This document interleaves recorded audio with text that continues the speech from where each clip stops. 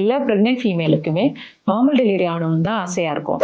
அதில் delivery pain, அதுக்கப்புறம் டெலிவரிக்கு அப்புறம் உள்ள பெயினை பற்றி தான் கொஞ்சம் பயப்படுவாங்க. டெலிவரி அப்போ எபிசாட்டமி, அதாவது வெஜினல் அவுட்லெட்டில் இல்லை மசிலில் கொஞ்சம் வந்து லோக்கல் அனஸ்தீசியா, அந்த இடத்துல மரத்து போகிற மாதிரி ஒரு அனஸ்தீசியா கொடுத்துட்டு அந்த இடத்துல ஒரு சின்ன கட்டு கொடுப்பாங்க. அப்போ தான் வந்து ஹெட்டு கொஞ்சம் சீக்கிரமாக டெலிவரி ஆகும். அதுக்காக அந்த கட்டு கொடுப்பாங்க. அந்த கட்டு கொடுக்கல அப்படின்னா சில நேரங்களில் மற்ற இடத்துல எல்லாம் கழிஞ்சு ப்ளீடிங் அதிகமாகிறதுக்கு வாய்ப்பு இருக்கும். அதனால இது மஸ்டாக இருக்கும். அதை வந்து கொடுத்தாதான் பேபி ஹெட் வந்து ஈஸியாக டெலிவரி ஆக வேண்டியது இருக்கும். இந்த எபிசாட்டமி வூண்ட் வந்து இப்போ எல்லாம் வந்து ஸ்டிச்சஸ் வந்து அதாவது பிரிக்காத மாதிரி தான் போடுறாங்க. ஸோ அது வந்து 7th day 10th டேல தானாகவே வந்து அப்சார்ப் ஆகிடும். இந்த வூண்டில் சம்டைம்ஸ் பெயின் இருக்கும். இதுக்கு வந்து டாக்டர்ஸ் வந்து மெடிகேஷன்ஸ் கொடுப்பாங்க. அதை போட்டுட்டாலே வந்து பெயின் குறையும். அதை தவிர நம்ம வந்து லூக் வார்ம் வாட்டரில் உட்காந்து, அதாவது பீட்டாடைன் சொல்யூஷன் அதில் போட்டு உட்காந்து எந்திரிச்சோம்னா அது போய் சிட்ஸ் பாத்னு சொல்லுவாங்க. அதில் பெயின் கொஞ்சம் குறையலாம். அதே மாதிரி உட்காரும்போது அந்த எபிசாட்டமி கொடுத்த வூண்ட் சைடு ரொம்ப ப்ரெஷர் கொடுக்காம உட்காந்துருந்தோம்னா அந்த பெயின் குறையறதுக்கு வாய்ப்பு இருக்கு. அதை தவிர